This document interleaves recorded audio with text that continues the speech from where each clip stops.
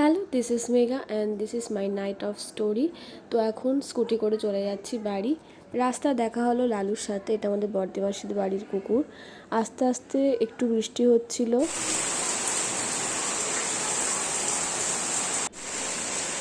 বাড়ি এসেই ভালোভাবে ফ্রেশ হয়ে নিলাম। এই নাইট অফ দিনটা যে কি প্যাথেটিক, নার্সিং স্টাফ ছাড়া সেটা আর কেউ জানে না।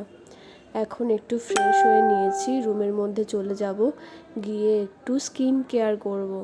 2-3 দিন পর পর নাইট করার পর স্কিনটা খুব ডাল হয়ে যায় এবং আন্ডার আইগুলো খুবই প্যাচে কালো হয়ে যায়। তো এখন কিছু স্কিন কেয়ার করব। এখন ভালোভাবে চুল আঁচড়ে নেবো। এখন তো একটা বিয়ের পরে ম্যান্ডেটরি হয়ে গেছে, সিঁদুর পরাটা একটা সাজগোজের মধ্যেই পড়ে যায়।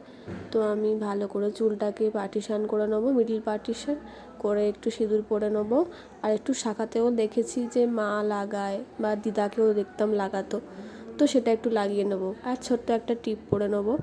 এরপরে আমি যে লোটাসের হার্বাল টোনারটা ইউজ করি, রোজ ওয়াটার টোনার, সেটা ভালো করে মুখে অ্যাপ্লাই করে নেবো। তারপরে আমি যে পিলগ্রিমের গ্লো ময়শ্চারাইজারটা ব্যবহার করি, সেটা একটু ভালোভাবে মুখে অ্যাপ্লাই করে নেবো।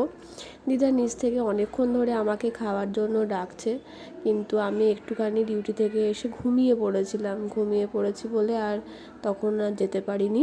তো অনেকক্ষণ ধরে দিয়ে ডাকছে। জামা কাপড়গুলো কেচেছিলাম সেগুলো বারান্দায় সব মেলে ফেলবো। এই কয়েকদিন ধরে খুব ভ্যাপসা ওয়েদার ছিল, বৃষ্টির জন্য কোনো জামা কাপড় কাচতে পারিনি। তো এখন আজকে নাইট অফের জন্য যেহেতু বাড়ি ছিলাম 8টার পর থেকে, তো প্রচুর জামা কাপড় কেচে ফেলেছি। তার আগে খেতে তো যাবো, দিদা ডাকছে, কিন্তু তার আগে গাছ থেকে কিছু ফুল তুলে নিচ্ছিলাম। এগুলো আমাদের বাড়ির সামনে মানুদের গাছে হয়েছে। সাদা ফুলটাই ছিল, পরে দেখলাম ও হলুদ কালারের ফুলগুলোও নিয়ে এসছে। সকালবেলা যখন ব্রাশ করতে বেরোই রাস্তায়, বা সন্ধ্যাবেলার দিকেও যখন একটু হাঁটতে বেরোই বাইরেটায়, তখন এই ফুলগুলো এত সুন্দর গন্ধ বেরোয়। এগুলোকে সন্ধ্যামণি ফুল বলে। আসলে সন্ধ্যাবেলা এত সুন্দর গন্ধ বেরোয় বলেই হয়তো এগুলোকে সন্ধ্যামণি বলে।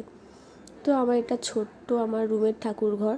আমাদের বড় ঠাকুরঘর রয়েছে, কিন্তু আমার রুমের মধ্যে আমি ছোট যেখানে বেড়াতে যাই সেখান থেকে ছোট্ট টোকেন ঠাকুরের নিয়ে এসেছিলাম। তো সেগুলোকে আমি ধূপ দিই, একটু ফুল দিই প্রতিদিন।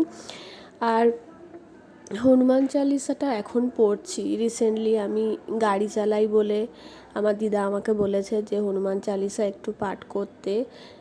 রাতে ফিরি, সকালে ফিরি একা একা, তো হনুমান চালিসা পাঠ করলে বজরংবলীজি নাকি সবসময় আমার প্রোটেকশান করে রাখবে।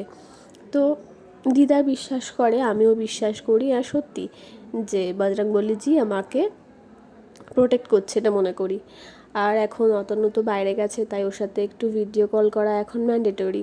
এর মধ্যে দিদা প্রায় এতবার দেখেছে যে এবার খেতে যদি না যাই পিঠে আমার চালতা ভাঙবে। তো নিচে চলে এসেছি, দিদা বকছিল যে এতক্ষণ খেতে আসিসনি কেন।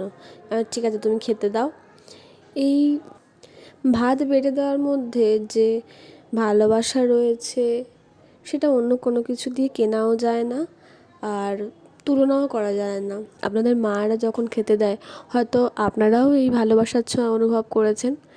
আজকে উচ্ছে, কাঁঠাল দানা, পেঁয়াজ দিয়ে একটা চচ্চড়ি হয়েছিল, সেটা এত অপূর্ব খেতে লেগেছিল আমি আপনাদের কী বলবো। আর বাটা মাছ দিয়ে পেঁপে দিয়ে ঝোল হয়েছিল।